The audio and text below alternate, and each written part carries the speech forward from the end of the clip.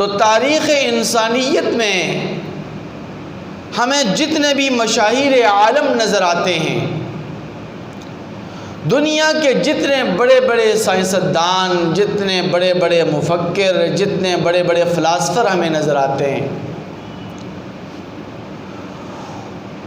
وہ جب اس دنیا سے رخصت ہوتے ہیں تو ان کے بارے میں دنیا ایک قول پر متفق نظر آتی ہے، ایک نظریے پر متفق نظر آتی ہے، اور وہ قول اور نظریہ یہ ہوتا ہے کہ اگر ان کو مزید مہلت ملتی، یہ لوگ اگر مزید کچھ عرصہ زندہ رہتے تو اپنی زندگی کو یہ مکمل کر پاتے، یہ اپنے مشن کو مکمل کر پاتے، یہ اپنے مقصد میں کامیاب ہوتے۔ لیکن دنیا کا کوئی بھی انسان، کوئی بھی سائنسدان، کوئی بھی مفکر، کوئی بھی فلاسفر، کوئی بھی پڑھا لکھا، کوئی بھی سردار، کوئی بھی وڈیرا، کوئی بھی چودھری ایسا نہیں گزرا کہ جس نے مکمل زندگی گزار کر اپنے مشن کو پایہ تکمیل تک پہنچایا ہو۔ اس کی چند ایک مثالیں میں آپ کے سامنے عرض کر دوں۔ نیوٹن نامی ایک سائنسدان گزرا ہے جس نے لاز آف نیوٹن پر بہت زیادہ کام کیا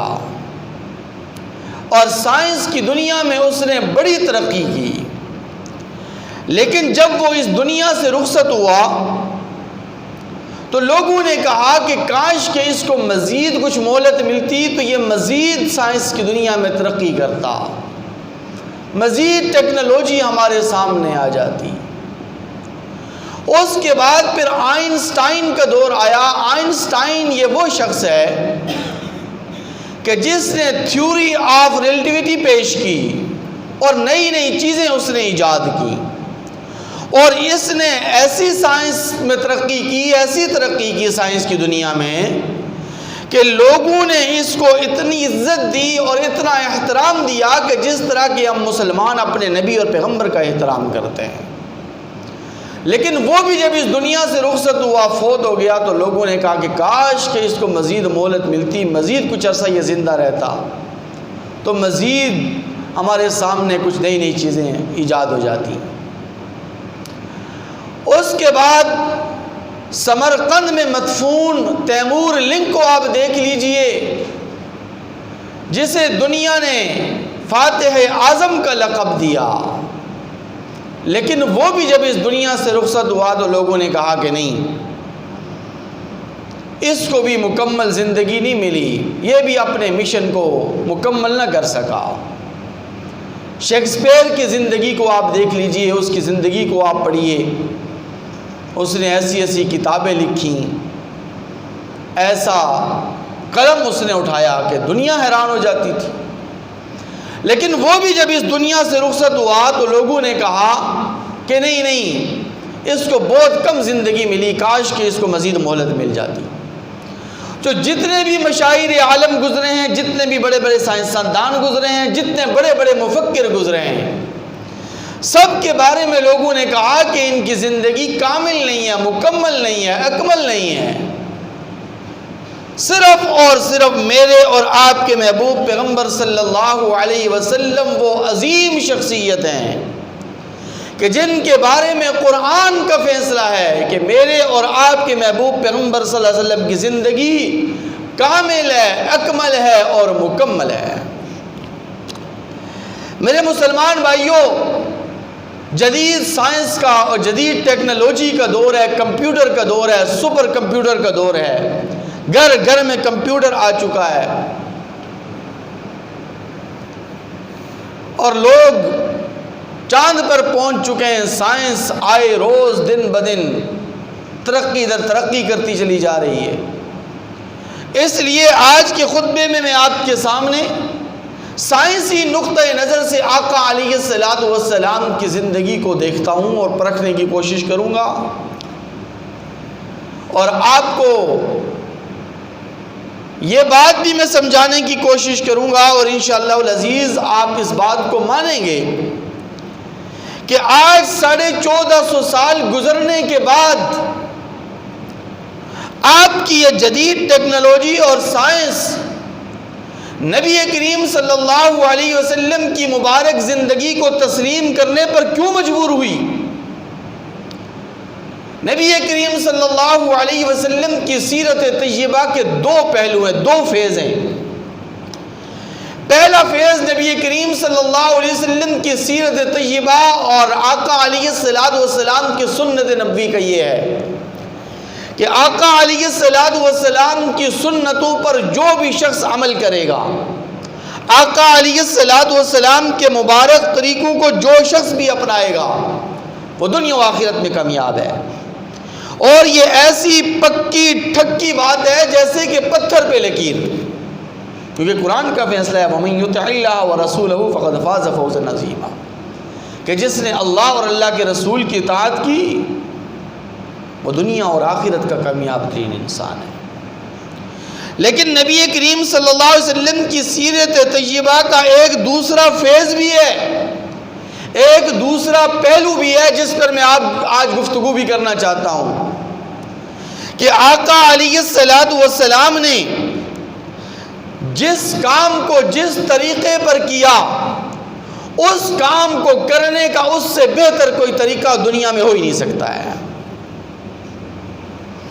اس کی چند ایک مثالیں میں آپ کے سامنے عرض کروں گا۔ میرے بھائیوں، آپ جب رات کو سوتے ہیں، جو بھی انسان سوتا ہے تو وہ 4 طریقوں پر سوتا ہے۔ یہ بات میں پہلے بھی عرض کر چکا ہوں، چینل پہ ویڈیو موجود ہے، ویڈیو لسٹ میں آپ جا کر دیکھ سکتے ہیں۔ بعض لوگ چت سوتے ہیں، بعض لوگ پٹ سوتے ہیں، بعض لوگ بائیں کروٹ پر سوتے ہیں، بعض لوگ دائیں کروٹ پر سوتے ہیں۔ یہ 4 طریقے ہیں سونے کے۔ ان 4 طریقوں میں سے سب سے بہتر اور افضل طریقہ دائیں کروٹ پر ہے، اور آپ کی جدید سائنس اور ٹیکنالوجی اس کو مان رہی ہے، تسلیم کر رہی ہے کہ واقعتاً دائیں کروٹ پر، دائیں پہلو پر سونا یہ انسان کے لیے فائدہ مند ہے، نفع بخش ہے۔ اور اس کی لاجک اور وجہ یہ بتلائی جاتی ہے کہ انسان جب دائیں کروٹ پر سوتا ہے تو انسان کا دل یہ اوپر ہوتا ہے، اس کا پورا سسٹم، پورا دھڑ نیچے ہوتا ہے۔ یہ دل ہر قسم کی دباؤ سے اور پریشر سے آزاد ہو جاتا ہے، اور انسان کے جسم میں خون کی جو مقدار ہے وہ مطلوبہ مقدار تک پہنچ جاتی ہے۔ اس لیے انسان جب دائیں کروٹ پر سوتا ہے تو اس کے دل پر کوئی بھی دباؤ نہیں پڑتا۔ اس دائیں کروٹ پر سونے کے 3 فائدے ہیں۔ پہلا فائدہ کہ انسان کی نیند اتنی گہری نہیں ہوتی، میٹھی ضرور ہوتی ہے لیکن گہری نہیں ہوتی، تھوڑی سی کھٹکھٹاہٹ سے بھی آپ کی آنکھ کھل جائے گی۔ دوسرا فائدہ دائیں کروٹ پر سونے کا یہ ہے کہ انسان کو ڈراؤنی خواب نظر نہیں آتے۔ تیسرا فائدہ دائیں کروٹ اور دائیں پہلو پر سونے کا یہ ہوتا ہے کہ تھوڑی دیر انسان سوتا ہے، تھوڑی دیر نیند کرتا ہے، وہ اپنے آپ کو تازہ دم اور فریش محسوس کرتا ہے۔ ہم جو اپنے اکابر کے بارے میں پڑھتے ہیں کہ وہ صرف 24 گھنٹے میں آدھا گھنٹہ 1 گھنٹہ سوتے تھے، دنیا یقین نہیں کرتی۔ دنیا کہتی ہے کیسے ممکن ہے، ہم 8 گھنٹے سوتے ہیں، 10 گھنٹے سوتے ہیں، ہماری نیند نہیں پوری ہوتی۔ ان کی آدھے گھنٹے میں نیند کیسی پوری ہو گئی؟ ہمارے اکابر میں ایسے بھی گزرے، عشاء کے وضو سے فجر کی نماز وہ پوری زندگی پڑھتے رہے۔ تو یہ جو دائیں کروٹ پر سونا ہے، اس دائیں کروٹ پر جب بندہ سوتا ہے تھوڑی دیر بھی نیند کرے گا، آدھا گھنٹہ 1 گھنٹہ 2-3 گھنٹے بھی نیند بندہ کرتا ہے، وہ بالکل فریش ہو جاتا ہے، وہ تازہ دم ہو جاتا ہے۔ کیونکہ دائیں کروٹ پر سونا یہ آپ کی جدید ٹیکنالوجی اور سائنس کہہ رہی ہے کہ فائدہ مند ہے، لیکن آپ کی جدید ٹیکنالوجی اور سائنس آج اس بات کو تسلیم کر رہی ہے، میرے اور آپ کے محبوب پیغمبر صلی اللہ علیہ وسلم نے 1450 سال پہلے یہ طریقہ ہمیں بتلا دیا تھا۔ کیونکہ آقا علیہ السلام کی سنت یہ ہے کہ آپ دائیں کروٹ پر، یہ جو دایاں ہاتھ ہے یہ یوں چہرے پر رکھ کر، بایاں ہاتھ بائیں پہلو پر رکھ کر آقا علیہ السلام سو جایا کرتے تھے، دائیں کروٹ پر سوتے تھے۔ میرے بھائیوں، آج 1450 سال گزرنے کے بعد آپ کی جدید ٹیکنالوجی اور سائنس کہہ رہی ہے کہ سن باتھ یہ انسان کے لیے نقصان دہ ہیں۔ سمندر کے کنارے نہانا، پوچھا گیا کیوں نقصان دہ؟ بتلایا جاتا ہے کہ سمندر کا جو پانی ہے، دریا کا جو پانی ہے، اس پر ڈائریکٹ سورج کی شعاعیں پڑتی ہیں اور اس کے اندر وائلٹ شعاؤں کے اثر سے انسانی جسم پر منفی اثرات مرتب ہوتے ہیں۔ الٹرا وائلٹ شعاؤں کی وجہ سے انسانی جسم میں جلد کی بیماریاں پیدا ہوتی ہیں۔ اس لیے یہ وہ پانی کہ جو ڈائریکٹ جس پر دھوپ پڑے، سورج کی تپش پڑے، وہ پانی انسانی جسم کے لیے اور جلد کے لیے نقصان دہ ہے۔ لیکن میرے اور آپ کے محبوب پیغمبر صلی اللہ علیہ وسلم نے آج سے 14.5 سال پہلے فرما دیا تھا کہ دھوپ سے اور دھوپ کی تپش سے، سورج کی تپش سے، گرم شدہ پانی سے وضو مت کیا کرو اور اس سے غسل مت کیا کرو کہ اس لیے کہ اس سے برس کی بیماری پیدا ہوتی ہے۔ میرے بھائیوں، آج 1450 سال گزرنے کے بعد دنیا کہتی ہے کہ موٹاپا کم کرنے کا ایک ہی علاج ہے، ایک ہی طریقہ ہے کہ آپ کھانا چبا چبا کر کھائیں۔ کھانا چبا چبا کر کھائیں۔ آپ واک نہیں کر سکتے، آپ جاگنگ نہیں کر سکتے، آپ جناب والا ٹیبلٹ نہیں استعمال کرتے، آپ دوا نہیں استعمال کرتے، اور آپ کھانے پر کنٹرول بھی نہیں کر سکتے۔ آپ نے کھانا بھی زیادہ کھانا ہے، لیکن زیادہ کھانا کھانے کی وجہ سے آپ موٹاپے کا شکار ہو جاتے ہیں۔ تو اس کا ایک ہی علاج ہے، اور وہ علاج یہ ہے کہ کھانا چبا چبا کر کھایا جائے، کیونکہ کھانا اگر چبا چبا کر کھائیں گے تو انسان اگر زیادہ کھانا بھی کھا لے گا تو وہ کم از کم موٹاپے کا شکار نہیں ہوگا۔ یہ جدید ٹیکنالوجی آپ کی کہہ رہی ہے، سائنس آپ کی یہ کہہ رہی ہے، لیکن میرے محبوب پیغمبر صلی اللہ علیہ وسلم نے آج سے 1450 سال پہلے پریکٹیکلی طور پر بتلا دیا تھا کہ کھانا چبا چبا کر کھایا کرو۔ آقا علیہ الصلوۃ والسلام کھانا چبا چبا کر کھایا کرتے تھے۔ ایک لقمے کو آقا علیہ الصلوۃ والسلام 25 سے 30 مرتبہ چباتے تھے۔ میرے مسلمان بھائیوں، آج 1450 سال گزرنے کے بعد آج کی جدید ٹیکنالوجی اور سائنس یہ کہہ رہی ہے کہ آنکھوں کا یہ کالا اور سفید موتیا، اس کا علاج یہ ہے کہ آپ اپنی آنکھوں پر کثرت کے ساتھ پانی کے چھینٹے ماریں۔ کیوں؟ اس کی وجہ اور لاجک آپ کی سائنس یہ بتلا رہی ہے کہ انسان جب صبح اٹھتا ہے تو انسان کی آنکھوں میں اوزون ہوتی ہے، اوزون۔ جب آپ پانی کے چھینٹے اپنی آنکھوں پر ماریں گے تو یہ پانی ان اوزون سے ملے گا، اور مل کر جب آپ کی آنکھوں میں پہنچے گا تو یہ پانی آپ کو نقصان نہیں پہنچائے گا اور آپ کی بینائی کو متاثر نہیں کرے گا۔ یہ اوزون آپ کی بینائی کو متاثر نہیں کرے گی۔ یہ بات آپ آج کہہ رہی ہے آپ کی ٹیکنالوجی، لیکن میرے اور آپ کے محبوب پیغمبر صلی اللہ علیہ وسلم نے آج سے 1450 سال پہلے بتلا دیا تھا کہ دن میں 5 مرتبہ اپنی آنکھوں پر پانی کے چھینٹے مارا کرو۔ دن میں کتنی مرتبہ؟ سارے بولیں 5 مرتبہ۔ جب وضو کرتے ہیں بندہ تو پانی آنکھوں پر چھینٹے مارتا نہیں مارتا؟ بولیں جی۔ میرے مسلمان بھائیوں، آج 1450 سال گزرنے کے بعد جب سائنس نے اتنی ترقی کر لی اور سائنس اپنی ایجاد سے پھر گئی، اپنے قول سے پیچھے ہٹ گئی، اپنے فلسفے سے پیچھے ہٹ گئی۔ پہلے آپ کو ڈاکٹر کہتے تھے کہ الگ صبح جب اٹھتے ہو تو ٹوتھ پیسٹ اور برش ضرور کیا کرو۔ صبح کے وقت جب آپ اٹھتے ہیں تو ٹوتھ پیسٹ اور برش لازمی کیا کرو۔ لیکن اب ڈاکٹر آپ کو یہ کہتے ہیں، آج کی جدید ٹیکنالوجی یہ کہہ رہی ہے کہ آپ صبح ٹوتھ پیسٹ برش کریں یا نہ کریں، لیکن رات کو سونے سے پہلے ضرور ٹوتھ پیسٹ اور برش کر لیا کریں۔ وجہ یہ بتلاتے ہیں کہ انسان جب پورا دن کھاتا پیتا رہتا ہے اور کھانے کے ذرات انسان کے دانتوں کی جڑوں میں، مسوڑوں میں جمع ہو جاتے ہیں اور بیکٹیریا جو ہے نا پیدا ہو جاتے ہیں۔ اب دن بھر انسان کھاتا پیتا بھی رہتا ہے، بولتا بھی رہتا ہے، تو بیکٹیریا کو اتنا کام نہیں کرنا پڑتا، اس کو موقع نہیں ملتا آپ کے دانتوں کو متاثر کرے۔ لیکن رات کو جب بندہ سوتا ہے، انسان اپنا منہ بند کر لیتا ہے، کچھ کھا پی نہیں سکتا، نیند کی حالت میں کوئی کھاتا پیتا بھی نہیں ہے، بولتا بھی نہیں ہے، تو بیکٹیریا جو ہوتے ہیں ان کو کام کرنے کا موقع مل جاتا ہے۔ اس لیے رات کو سونے سے پہلے اگر آپ ٹوتھ پیسٹ کریں گے، برش کریں گے، آپ کے دانت صاف ہو جائیں گے، وہ جو کھانے کے ذرات ہیں وہ نکل جائیں گے۔ یہ آج آپ کی جدید ٹیکنالوجی کہہ رہی ہے، لیکن میرے محبوب پیغمبر صلی اللہ علیہ وسلم آج سے 1450 سال پہلے رات کو سونے سے پہلے ہمیشہ مسواک کا اہتمام کیا کرتے تھے۔ میری اور آپ کی عائشہ صدیقہ طیبہ طاہرہ گلشن رسول کی اندلیہ رضی اللہ تعالیٰ عنہ فرماتی ہیں کہ آقا علیہ السلام رات کو سونے سے پہلے اہتمام کے ساتھ مسواک فرمایا کرتے تھے، ہر نماز سے پہلے آپ مسواک فرمایا کرتے تھے۔ میرے مسلمان بھائیوں، آج 1450 سال گزرنے کے بعد آپ کی جدید ٹیکنالوجی اور سائنس اس نتیجے پر پہنچی ہے کہ شوگر کے مریض کے لیے اپنے پاؤں کا مساج ضروری ہے، اور وہ اس لیے ضروری ہے کہ شوگر کی وجہ سے انسان کی جو جسم کی اور جو رگیں ہیں یہ تنگ ہو جاتی ہیں، شریانے تنگ ہو جاتے ہیں، اور پاؤں کی جو رگیں ہیں وہ تنگ ہو جاتی ہیں۔ لیکن جب آپ مسلسل اور اہتمام کے ساتھ وقتاً فوقتاً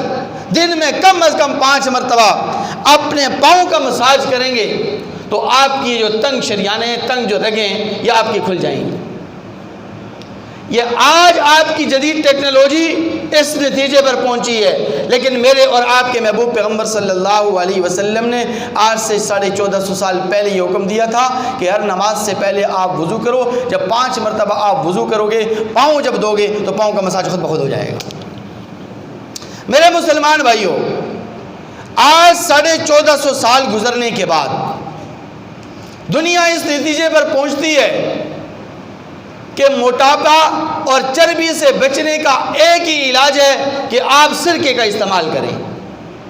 سرکے کے استعمال سے آپ کے جسم میں اضافی چربی نہیں پیدا ہوگی۔ نیو یارک آف ٹائمز میں 3 کالم لکھے گئے، آج سے چند ایک عرصہ پہلے کی بات ہے۔ ان 3 کالموں میں سے ایک کالم کا عنوان یہ تھا کہ سرکے کے استعمال سے انسانی جسم میں جو اضافی چربی ہے وہ ختم ہو جاتی ہے۔ اس لیے سرکے کا استعمال کثرت کے ساتھ ہو۔ اس مضمون اور اس کالم کے چھپنے کے بعد آپ کے نیو یارک اور امریکہ کے میں جتنے بھی جنرل سٹور تھے، جتنے بھی میڈیکل سٹور تھے، ان میں سرکہ ناپید ہو چکا تھا اور اس کی ڈیمانڈ بہت زیادہ بڑھ گئی تھی، فقدان پیدا ہو گیا تھا۔ یہ آج 1450 سال کے بعد آپ کی جدید ٹیکنالوجی اس نتیجے پر پہنچی ہے کہ سرکے کے استعمال سے چربی ختم ہو جاتی ہے، انسان موٹاپے کا شکار نہیں ہوتا۔ لیکن آج سے 1450 سال پہلے میرے اور آپ کے محبوب پیغمبر صلی اللہ علیہ وسلم کا معمول یہ ہے کہ آقا علیہ السلام فرماتے ہیں کہ جس گھر میں سرکہ ہوتا ہے اس گھر میں سالن موجود ہوتا ہے۔ یعنی آقا علیہ السلام کے فرمان کا یہ مقصد کہ جس گھر میں سرکہ نہیں، گویا کہ اس گھر میں سالن فائدہ مند نہیں ہے، آپ کے لیے نفع بخش نہیں ہے۔ اور پھر سرکے کے استعمال کے مختلف طریقے ہیں۔ آپ پانی میں بھی ڈال کر اس کو استعمال کر سکتے ہیں، آپ سالن میں بھی ڈال کر اس کو استعمال کر سکتے ہیں، آپ سلاد کے اوپر بھی ڈال کر اس کو استعمال کر سکتے ہیں۔ لیکن سلاد کے اوپر ڈال کر آپ سرکہ استعمال کریں گے تو ہو سکتا ہے کہ آپ کا گلا اس کو برداشت نہ کر سکے، اس لیے آپ پانی کے اندر اگر 1 چمچ چائے کی جو چمچ ہوتا ہے اس کی ایک مقدار اگر پانی کے اندر آپ سرکہ ڈال کر استعمال کریں گے تو آپ کے جسم میں جتنی بھی اضافی چربی ہے وہ ختم ہو جائے گی۔ میرے مسلمان بھائیوں، زیتون کے تیل کو آپ دیکھ لیجئے، آج آپ کی سائنس اور جدید ٹیکنالوجی یہ کہہ رہی ہے کہ دنیا کے جتنے بھی آئل ہیں، جتنے بھی برانڈ کے گھی ہیں، آئلز ہیں جو آپ استعمال کرتے ہیں، وہ سارے کے سارے آئل جتنے بھی گھی ہیں، اعلیٰ سے اعلیٰ قسم اور اعلیٰ سے اعلیٰ برانڈ کے آئل، یہ سارے کے سارے آپ کے جسم کی شریانوں کو بند کرتے ہیں، تنگ کرتے ہیں۔ صرف اور صرف زیتون کا تیل ایسا ہے کہ جو آپ کے کولیسٹرول کو بھی کنٹرول کرتا ہے اور آپ کی بند شریانوں کو بھی یہ کھول دیتا ہے۔ اور نبی کریم صلی اللہ علیہ وسلم آج سے 1450 سال پہلے زیتون کے تیل کے یہ فائدے بتلا چکے ہیں۔ میرے مسلمان بھائیوں، آج ڈاکٹر یہ کہتے ہیں کہ اگر کوئی انسان دل کا مریض ہے، وہ دل کی بیماریوں کا شکار ہے تو وہ عجوا کھجور کا استعمال کرے۔ ایک عالم دین سے، بزرگ سے، اللہ والے سے کسی نے کہا کہ مجھے ڈاکٹر نے کہا کہ آپ کا کولیسٹرول بہت زیادہ ہائی ہو گیا ہے، آپ کو دل کا دورہ پڑنے کا خطرہ ہے، میں بڑا پریشان ہوں، سمجھ نہیں آتی کیا کروں۔ آپ حیران ہوں گے کہ اس عالم دین بزرگ اللہ والے نے اسے کہا کہ تم عجوا کھجور استعمال کرو۔ اس کی ریڈنگ جب کی گئی عجوا کھجور کے استعمال سے پہلے تو اس کی کولیسٹرول کی ریڈنگ 400 تھی، لیکن جب اس نے 40 دن عجوا کھجور استعمال کی تو 40 دن عجوا کھجور استعمال کرنے کے بعد اس کے کولیسٹرول کی جب ریڈنگ کی گئی تو 185 تک پہنچ چکی تھی، 185 تک پہنچ چکی تھی۔ ڈاکٹر حیران تھے، ڈاکٹروں نے کہا نہیں ایسا نہیں ہو سکتا، اس نے صرف اور صرف عجوا کھجور نہیں استعمال کی، اس نے کچھ علاج کروایا ہے۔ پھر ڈاکٹروں نے از خود تجربہ کیا اور از خود انہوں نے پریکٹیکل طور پر جب دیکھا اور پریکٹیکل طور پر جب انہوں نے عجوا کھجور کا استعمال اپنے مریضوں کو بتلایا تو وہ بھی اس نتیجے پر پہنچے کہ عجوا کھجور کے استعمال سے انسان کا کولیسٹرول یہ بھی برابر ہو جاتا ہے اور اس کا لیول بھی برابر ہو جاتا ہے اور انسان دل کی بیماریوں سے بھی شفایاب ہو جاتا ہے۔ یہ بات آج آپ کے ڈاکٹر تسلیم کر رہے ہیں، آپ کی جدید ٹیکنالوجی تسلیم کر رہی ہے، لیکن آج سے 1450 سال پہلے حضرت سعد رضی اللہ تعالیٰ عنہ نبی کریم صلی اللہ علیہ وسلم کی خدمت اقدس میں حاضر ہوتے ہیں اور حاضر ہو کر عرض کرتے ہیں کہ یا رسول اللہ، مجھے اپنے دل میں، اپنے جگر میں جلن محسوس ہوتی ہے، دردیں مجھے محسوس ہوتی ہیں، یا رسول اللہ میں کیا کروں؟ آقا علیہ الصلوۃ والسلام نے فوراً تشخیص فرمائی اور آپ نے فرمایا کہ تجھے دل کی بیماری ہے، تو دل کے عارضے کا مریض ہے۔ پھر انہوں نے عرض کیا کہ اللہ کے رسول مجھے کیا کرنا چاہیے؟ آقا علیہ الصلوۃ والسلام نے فرمایا جاؤ، پریشان ہونے کی ضرورت نہیں، عجوا کھجور استعمال کرو۔ حضرت سعد رضی اللہ تعالی عنہ نے چند دن عجوا کھجور استعمال کی، واپس تشریف لائے اور عرض کیا کہ حضور مجھے جو سینے میں جلن تھی اور جو بھی مجھے دل کی بیماریاں تھیں وہ ساری کی ساری بیماریاں میری دور ہو گئی ہیں۔ لقد کان لکم فی رسول اللہ اسوۃ حسنہ، میرے محبوب پیغمبر صلی اللہ علیہ وسلم کی زندگی کامل ہے، اکمل ہے، مکمل نمونہ ہے، اور آقا علیہ الصلوۃ والسلام نے جس کام کو جس طریقے پر کیا اس کام کو کرنے کا اس سے بہتر طریقہ کوئی ہو ہی نہیں سکتا ہے۔ یہ جدید ٹیکنالوجی ہے، سائنس آج تسلیم کرنے پر ایسی مجبور نہیں ہوئی، اس نے پریکٹیکلی طور پر جب دیکھا کہ واقعتاً سنت نبوی میں، مسلمانوں کے پیغمبر کی سنتوں میں، آقا علیہ الصلوۃ والسلام کے مبارک طریقوں کے اندر فائدے ہی فائدے ہیں۔ انہوں نے نبی کریم صلی اللہ علیہ وسلم کی زندگی کو فالو کیا، آقا علیہ الصلوۃ والسلام کے طور طریقوں، آقا علیہ الصلوۃ والسلام کی سنتوں کو انہوں نے اپنایا، تو وہ لوگ بھی یہ تسلیم کرنے پر مجبور ہو گئے کہ واقعتاً نبی کریم صلی اللہ علیہ وسلم کی زندگی کامل ہے، اکمل ہے اور مکمل ہے۔ میرے بھائیوں، آج سے چند ایک عرصہ پہلے، یعنی چند سال پہلے، جب لوگ ڈاکٹروں نے دیکھا، طبیبوں نے دیکھا خوراکیں ناقص ہو گئی ہیں، خوراکوں میں ملاوٹ بہت زیادہ ہو گئی ہے، اس لیے انہوں نے ہر ایک بندے کو جوگنگ پہ لگا دیا۔ لوگوں نے جوگر خرید لیے، صبح و شام دیکھو، پارکوں میں آپ دیکھو، چمن میں دیکھو، لان میں دیکھو، گھر کے اندر باہر جہاں بھی دیکھو، لوگ دوڑے لگا رہے ہیں، بھاگتے چلے جا رہے ہیں، بھاگ رہے ہیں، دوڑ رہے ہیں، مرد بھی دوڑ رہے ہیں، عورتیں بھی دوڑ رہی ہیں، بچے بھی دوڑ رہے ہیں، جوان بھی دوڑ رہے ہیں، بوڑھے بھی دوڑ رہے ہیں۔ لیکن پھر ایک وقت آیا کہ لوگوں ڈاکٹروں کے پاس مریض آنے لگے، بڑی عمر کے لوگوں نے آ کے شکایت کی کہ ہماری پاؤں کی ہڈیاں بہت زیادہ متاثر ہو گئی ہیں، مسلسل درد رہنے لگا ہے، جوڑوں میں درد کی شکایتیں بڑھنے لگی ہیں۔ ڈاکٹر بیٹھے، جاپان میں ڈاکٹروں کی میٹنگ بیٹھی، تو جاپان میں ڈاکٹروں نے جب تحقیق کی تو انہوں نے دیکھا کہ یہ جو بڑی عمر میں دو جوانوں کی بات نہیں کر رہا ہوں، بڑی عمر میں جو لوگ زیادہ دوڑتے ہیں، تیز دوڑتے، جاگنگ کرتے ہیں، تو یہ زیادہ جاگنگ کرنے کی وجہ سے، زیادہ تیز دوڑنے کی وجہ سے ان کے جوڑوں پر دباؤ پڑتا ہے، اس لیے ان کے جوڑوں میں دردیں ہو رہی ہیں۔ اب کیا کرنا چاہیے جی؟ اب یہ کرنا چاہیے کہ انہیں جاگنگ کے بجائے برسک واک پر لگا دیا جائے۔ برسک واک، برسک واک کا مطلب یہ ہے تیز قدموں سے چلنا، دوڑنا نہیں، تیز قدموں سے چلنا، میانہ روی کے ساتھ، تیز قدموں کے ساتھ چلنے کو برسک واک کہتے ہیں۔ تو ڈاکٹروں نے کہا کہ بھائی برسک واک اب کریں، اب تیز مت دوڑیں، اب جاگنگ مت کریں، اب بھاگیں مت، اب برسک واک کریں اور تیز قدموں کے ساتھ چلیں، یہ آپ کے لیے فائدہ مند ہے۔ میرے اور آپ کے محبوب پیغمبر صلی اللہ علیہ وسلم آج سے 1450 سال پہلے برسک واک کا تصور پیش کر چکے ہیں، کیونکہ نبی کریم صلی اللہ علیہ وسلم کی سیرت طیبہ کو، آقا علیہ السلام کی زندگی کو جب ہم پڑھتے ہیں تو ہمیں یہ نظر آتا ہے کہ آقا علیہ السلام جب ہموار سیدھے چٹیل میدان کے اوپر بھی چلتے تھے تو ایسا محسوس ہوتا تھا کہ آقا علیہ السلام کسی بلند جگہ سے، کسی پہاڑی سے نیچے اتر رہے ہیں، جیسے اوپر کی جگہ سے پانی نیچے کی طرف تیزی سے آتا ہے، اس طرح آقا علیہ السلام تیز قدموں سے چلا کرتے تھے۔ پھر دنیا نے مزید تحقیق کی، ڈاکٹروں نے مزید تحقیق کی، ڈاکٹروں نے کہا کہ یار یہ جو تیز چلنا ہے، یہ جو برسک واک ہے، اس کے بارے میں بھی لوگوں کی شکایتیں آ رہی ہیں، لوگ کہہ رہے ہیں پھر بھی ہماری بیماریاں دور نہیں ہو رہی، لہٰذا کیا کرنا چاہیے؟ تو ڈاکٹروں نے کہا کہ اب یہ کریں کہ ہم پریکٹیکلی طور پر اس برسک واک کو وقفے سے کرتے ہیں۔ یہ تیز قدموں سے جو چلنا ہے اس کے درمیان تھوڑا گیپ رکھتے ہیں، وقفہ کر کے ہم یہ ایکسرسائز کیا کریں، تو پھر کیا نتیجہ نکلتا ہے؟ یہ جب اس برسک واک کو وقفے سے کیا گیا، یہ ایکسرسائز جب وقفے سے کی گئی تو ڈاکٹروں نے کہا کہ ہاں بس اب یہ تحقیق مکمل ہے، اب یہ پکی ٹھگی ہے، اب اس پر مزید قسم کی ترمیم نہیں ہوگی۔ اب ہم لوگوں سے یہ کہیں گے، مریضوں سے یہ کہیں گے کہ برسک واک کرو لیکن وقفے سے کرو،